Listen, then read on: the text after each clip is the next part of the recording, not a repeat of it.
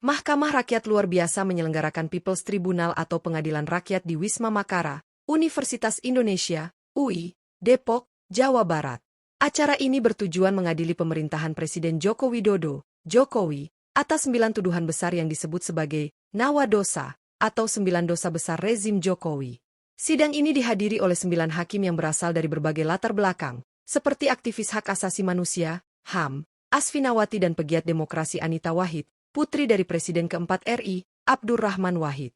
Gugatan diajukan oleh 8 individu dari masyarakat sipil, termasuk akademisi hukum Bivitri Susanti, mantan pegawai Komisi Pemberantasan Korupsi, KPK, Benediktus Yumlala, dan Muhammad Ruhullah Tohiro, anak korban tragedi Tanjung Priok 1984.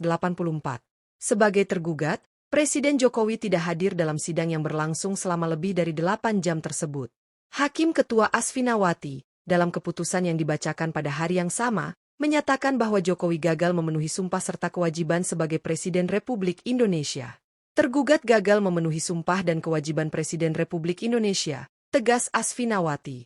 9 dosa besar pemerintahan Jokowi. 9 dosa besar pemerintahan Jokowi dibacakan oleh kuasa hukum penggugat, Muhammad Fadhil Al-Fathan. Tuduhan tersebut meliputi berbagai isu penting yang dinilai merugikan masyarakat luas. Perampasan ruang hidup dan penyingkiran masyarakat. Para penggugat menuding sejumlah kebijakan pemerintah seperti proyek strategis nasional, Undang-Undang Cipta Kerja, hilirisasi nikel, dan program food estate sebagai kebijakan yang tidak hanya merugikan masyarakat kecil tetapi juga mengabaikan hak-hak mereka atas ruang hidup. Proyek-proyek besar ini dinilai lebih menguntungkan pihak tertentu dibandingkan rakyat kecil yang seringkali menjadi korban penggusuran dan kehilangan akses terhadap sumber daya alam. Kekerasan, persekusi, kriminalisasi, dan diskriminasi. Gugatan ini menyoroti berbagai tindakan kekerasan yang terjadi selama masa pemerintahan Jokowi, terutama dalam menghadapi demonstrasi sipil.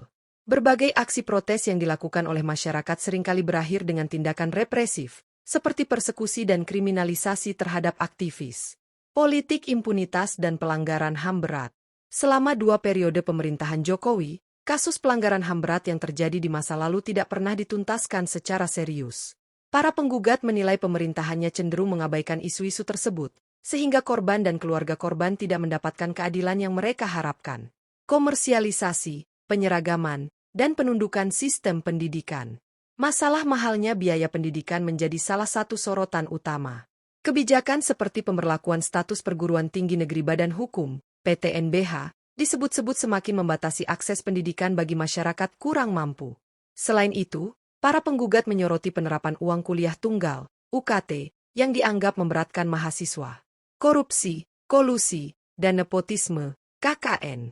Penggugat juga menuduh pemerintahan Jokowi telah melemahkan pemberantasan korupsi melalui revisi Undang-Undang KPK yang kontroversial. Selain itu, tuduhan nepotisme dan kolusi mencuat dalam pelaksanaan Pilpres 2024, yang disebut-sebut menormalisasi praktik-praktik yang seharusnya diberantas. Eksploitasi sumber daya alam dan solusi palsu terhadap krisis iklim. Pemerintahan Jokowi dianggap gagal menjaga keberlanjutan lingkungan. Perizinan tambang yang masif dinilai tidak diimbangi dengan pengawasan ketat, pemulihan lingkungan, atau distribusi keuntungan kepada masyarakat. Kebijakan terkait krisis iklim disebut lebih mengutamakan kepentingan investor dibandingkan keselamatan lingkungan hidup. Politik perburuhan yang menindas. Pengesahan Omnibus Law Undang-Undang Cipta Kerja menjadi sorotan utama dalam gugatan ini. Undang-undang tersebut dianggap merugikan buruh dengan mengurangi perlindungan dan hak-hak mereka, seperti ketentuan pesangon dan aturan kontrak kerja yang lebih fleksibel namun cenderung merugikan pekerja. Pembajakan legislasi. Gugatan ini menyoroti bagaimana Jokowi dinilai lebih sering mengeluarkan kebijakan yang tidak berpihak pada kepentingan publik. Proses legislasi yang berjalan dianggap hanya menguntungkan kelompok tertentu, tanpa mempertimbangkan aspirasi masyarakat luas. Militerisme dan militerisasi. Pemerintahan Jokowi juga dituduh mendorong kembalinya militer ke ruang-ruang sipil.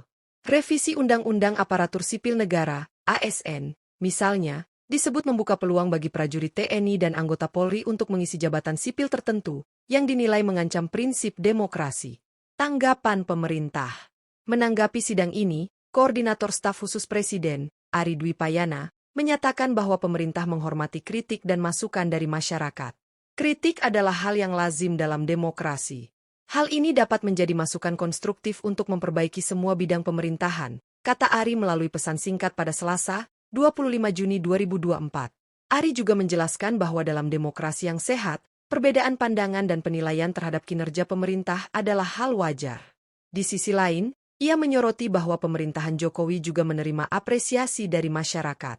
Berdasarkan survei Litbang Kompas yang dirilis pada 20 Juni 2024, tingkat kepuasan masyarakat terhadap pemerintahan Jokowi Ma'ruf mengalami peningkatan, dari 73,59% pada Desember 2023 menjadi 75,6% pada Juni 2024. Yang terpenting adalah kita saling menghormati perbedaan pandangan yang ada, tambahnya. Perspektif lain dan dampak yang dirasakan. Sidang ini menjadi sorotan karena melibatkan berbagai tokoh penting dan isu-isu strategis yang menyentuh kehidupan masyarakat. Beberapa pengamat menilai bahwa pengadilan rakyat ini merupakan simbol dari ketidakpuasan sebagian kelompok masyarakat terhadap arah kebijakan pemerintah saat ini. Meski tidak memiliki kekuatan hukum yang mengikat, putusan yang dihasilkan dari sidang ini mencerminkan aspirasi serta keresahan publik. Di sisi lain, para pendukung Jokowi menilai bahwa tuduhan dalam pengadilan rakyat ini tidak mencerminkan keseluruhan kinerja pemerintah. Mereka berpendapat bahwa berbagai kebijakan yang diambil oleh pemerintah telah memberikan dampak positif bagi pembangunan nasional, seperti infrastruktur yang semakin masif, peningkatan layanan kesehatan, serta stabilitas politik dan ekonomi. Namun, sejumlah kelompok masyarakat sipil tetap memandang bahwa isu-isu seperti HAM, lingkungan, pendidikan, dan perburuhan masih memerlukan perhatian yang lebih serius. Pengesahan Undang-Undang Cipta Kerja, misalnya, masih menjadi polemik besar, terutama di kalangan buruh yang merasa hak-hak mereka tergerus oleh regulasi baru tersebut. Penutup. Pengadilan Rakyat atas pemerintahan Jokowi ini menunjukkan bagaimana demokrasi di Indonesia memungkinkan ruang bagi masyarakat untuk menyampaikan kritik dan tuntutan secara terbuka. Meski tidak memiliki kekuatan hukum formal, sidang ini mencerminkan keberanian masyarakat untuk menantang kebijakan pemerintah yang dianggap tidak adil. Kritik yang disampaikan melalui sidang ini juga menjadi pengingat bahwa pemerintah harus terus mendengarkan suara rakyat, memperbaiki kebijakan yang merugikan, dan memastikan bahwa prinsip keadilan, transparansi, serta demokrasi tetap menjadi landasan utama dalam menjalankan roda pemerintahan.